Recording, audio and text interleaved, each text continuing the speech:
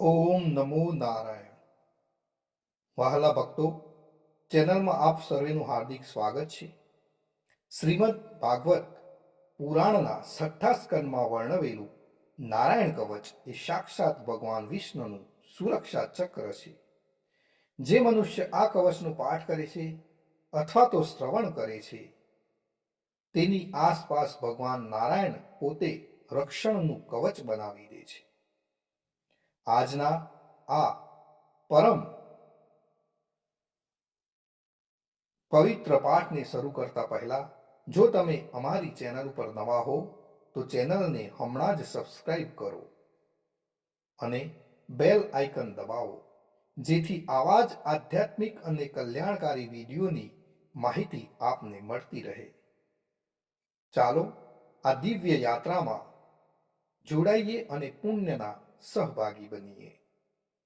પાઠ શરૂ કરતા પહેલા સૌ સાથે મળીને શ્રી હરિના ચરણોમાં એક પ્રાર્થના કરીશું.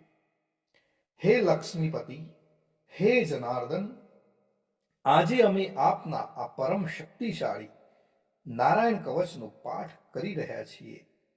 હે પ્રભુ, અમારા જીવનના તમામ સંકટો, રોગ, ભય અને નકારાત્મકતાને દૂર કરજો. અમને આત્મબળ અને સુખ શાંતિ અર્પજો. હે વિશ્વના સર્જનહાર, આજે માત્ર મારા માટે જ નહીં પરંતુ સમગ્ર વિશ્વના કલ્યાણ માટે અને આપને વિનંતી કરીએ છીએ, આ સૃષ્ટિ પરથી દુઃખ અને ક્લેશ દૂર થાય, દરેક જીવને શાંતિ મળે અને પૃથ્વી પર સુખ સમૃદ્ધિનો વાસ થાય એવી કૃપા કરજો. સર્વે ભવંતુ સુખીનઃ, સર્વે સંતુ નિરામયા, એવા ભાવ સાથે અમે આ પાઠ આપણા ચરણોમાં અર્પણ કરીએ છીએ. હવે મિત્રો, આપણે થોડોક સમય કાઢીને કોમેન્ટની અંદર જય શ્રી કૃષ્ણ લખીશું. પછી સ્થિર મન કરીને ભગવાન વિષ્ણુનું ધ્યાન ધરીને નારાયણ કવચનો પ્રારંભ કરીએ છીએ. ઓમ નમો નારાયણ, ઓમ નમો નારાયણ, ઓમ નમો નારાયણ, ઓમ નમો ભગવતે વાસુદેવાય. શ્રી નારાયણ કવચ. શ્રીમદ ભાગવતના 6થા સ્કંદના 8મા અધ્યાયમાંથી શ્રી નારાયણ કવચ ત્વષ્ટા ઋષિના પુત્ર વિશ્વરૂપ ઇન્દ્રને કહે છે. વિશ્વરૂપ કહે છે કે જ્યારે ભયનો સમય પાસે આવ્યો હોય ત્યારે મનુષ્ય હાથ પગ ધોઈ, આચમન કરી, ઉત્તર દિશા તરફ મુખ રાખી નારાયણ કવચનો પાઠ કરો. જ્યારે ભય આવે ત્યારે શ્રી નારાયણ રૂપ નામનું બખ્તર ધારણ કરવું જોઈએ. નારાયણ કવચના આપણે ભગવાનને જે આજી કરીએ છીએ એ આ પ્રમાણે છે. ગરુડની પીઠ પર ચરણ કમર ધારણ કરનારા, 8 સિદ્ધિઓ વાળા, 8 બાહુઓ વાળા અને તે 8 બાહુઓ વિશે શંખ, ચક્ર, ઢાલ, ગદા, બાણ, ધનુષ તથા પાસને ધારણ કરનારા શ્રી હરિ મારી સર્વ પ્રકારે રક્ષા કરો. જળમાં મત્સ્ય અવતારધારી ભગવાન જલ તંતુઓથી તથા વરુણના પાસથી મારી રક્ષા કરો. માયાથી બટુક બનેલા વામનજી, સ્થળમાં મારી રક્ષા કરો. શ્રી વિશ્વરૂપ ત્રિવિક્રમ ભગવાન, આકાશમાં મારી રક્ષા કરો. જેના અઠાસ્યથી દિશાઓ ગાજી ઉઠી હતી અને ગર્ભિણીઓના ગર્ભ પડી ગયા હતા, તેવા નૃસિંહ ભગવાન, દુર્ગ, વન અને યુદ્ધ ભૂમિમાં મારી રક્ષા કરો. પોતાની દાઢથી પાતાળમાંથી પૃથ્વીનો ઉદ્ધાર કરનાર ભગવાન યજ્ઞ મૂર્તિ વરાહ, માર્ગમાં અમારી રક્ષા કરો. પરશુરામ ભગવાન, પર્વતોના શિખરોમાં મારી રક્ષા કરો. અને ભરતના મોટા ભાઈ રામ ભગવાન તથા લક્ષ્મણ ભગવાન, પ્રવાસમાં અમારી રક્ષા કરો.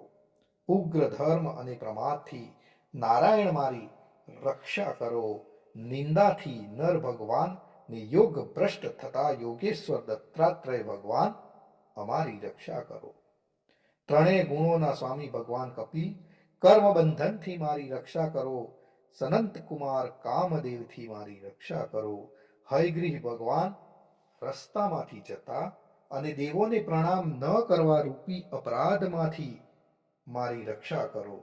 હે દેવર્ષિ શ્રેષ્ઠ મુનિ નારદ ભગવાન, ભગવાનની પૂજામાં જે કોઈ વિઘ્ન નડે તેનાથી મારી રક્ષા કરો. અને કૂર્મ અવતાર શ્રી હરિ સર્વ પ્રકારના નરકમાંથી મારી રક્ષા કરો. અયોગ્ય ખોરાકથી ભગવાન ધન્વંતરી મારી રક્ષા કરો. જીતેન્દ્રિય ભગવાન ઋષભદેવ કામ ક્રોધ આદિના ભયથી મારી રક્ષા કરો.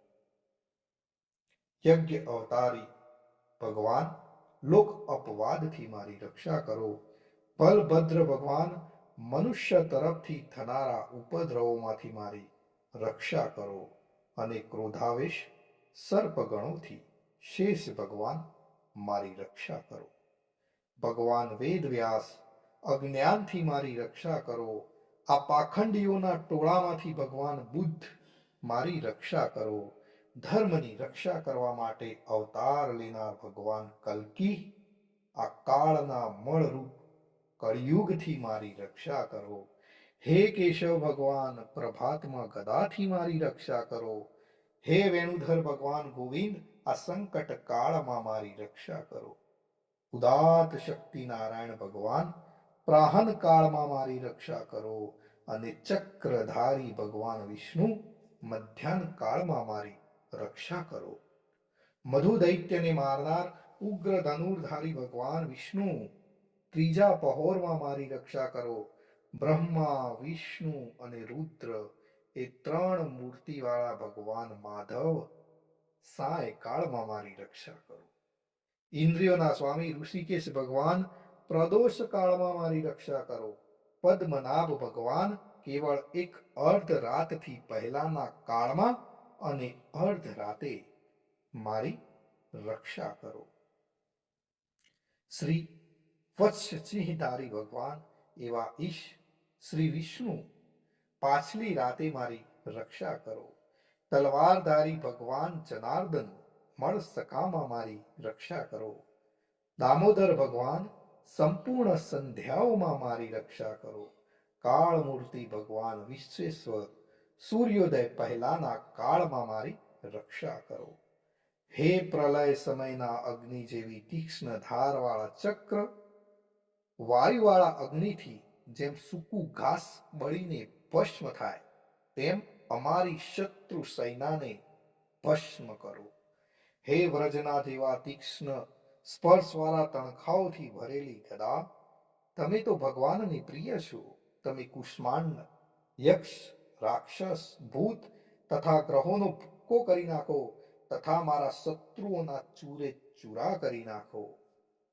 હે પંચજન્ય શંખરાજ શ્રી કૃષ્ણ ભગવાન તમને ફૂંકીને ભયંકર શબ્દ કરે છે અને તેનાથી શત્રુઓના હૃદય કંપે છે. હે પંચજન્ય શંખરાજ તમે રાક્ષસો પ્રમથો પ્રેતગણ માતૃકાગણ પિશાચ બ્રહ્મ રાક્ષસ તથા બીજા ઘોર દ્રષ્ટિવાળાઓને નસાડી મૂકો. હે તીક્ષ્ણ ધારવાળી તલવાર તમે ભગવાનના હસ્ત દ્વારા પ્રેરાઈને મારા શત્રુઓના સૈન્યને કાપી નાખો. હે સેંકડો ચંદ્ર જેવા મંડળ સમાન ઢાલ તમે શત્રુઓની આંખોને ઢાંકી દો તથા પાપી નજરવાળાઓની પાપ દ્રષ્ટિને હરી લો. અમને ગ્રહોથી કેતુઓથી મનુષ્યોથી સર્પોથી દાઢવાળા પ્રાણીઓથી તથા પાપોથી જે ભય થાય છે તે સૌ તથા જેઓ અમારા સુખમાં વિઘ્ન કરનાર છે તે સર્વે ભયો ભગવાનના નામ રૂપ અસ્ત્રથી જ તુરત જ નાશ પામો. વૈદિક સ્ત્રોતોથી સ્તુતિ કરાયેલા વેદમય તથા સમર્થ ગરુડ ભગવાન સર્વ સંકટોમાં મારી રક્ષા કરો તથા વિશ્વસેન ભગવાન પણ પોતાના નામો લેવા વડે સર્વ સંકટોમાંથી મારી રક્ષા કરો. શ્રી હરિના નામ રૂપ વાહન અને આયુધો સર્વ દુઃખોમાંથી અમારી રક્ષા કરો. ભગવાનના મુખ્ય પાર્ષદો અમારી બુદ્ધિ ઇન્દ્રિય મન તથા પ્રાણની રક્ષા કરો.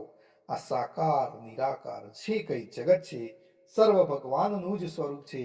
આ સત્યથી મારા સર્વ ઉપદ્રવો નાશ પામો.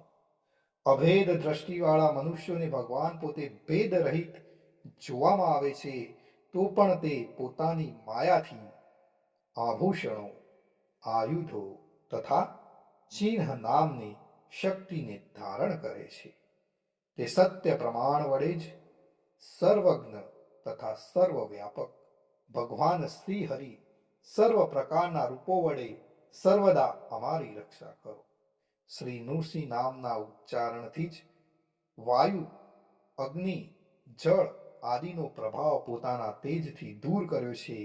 એવા લોકના ભયને દૂર કરનાર ભગવાન નૃસિંહ સર્વત્ર ચારો તરફ મારી અને મારા પરિવારની રક્ષા કરો. નારાયણ કવચનું ફળ કથન. વિશ્વરૂપ કહે છે કે હે ઇન્દ્ર, આ નારાયણ કવચ તમારી આગળ કહ્યું, જે ધારણ કરવાથી તમે શ્રમ વિના અસુરોના અધિપતિઓને જીતશો. આ નારાયણ કવચને ધારણ કરનારો મનુષ્ય નેત્રથી જેના તરફ જુએ અથવા તો પગ વડે જેને જેને અડકે, તે તુરત જ બધા જ ભયોમાંથી છૂટે છે. આ કવચ ભરનાર પુરુષને કોઈ દિવસ રાજાઓ તરફથી, ચોર તરફથી, ગ્રહો થકી, વ્યાઘ્ર આદિ તરફથી, બીજા કોઈ તરફથી કોઈ પણ પ્રકારનો ભય રહેતો નથી. મિત્રો, અહીં આપણે નારાયણ કવચનો પાઠ પૂર્ણ કરીએ છીએ.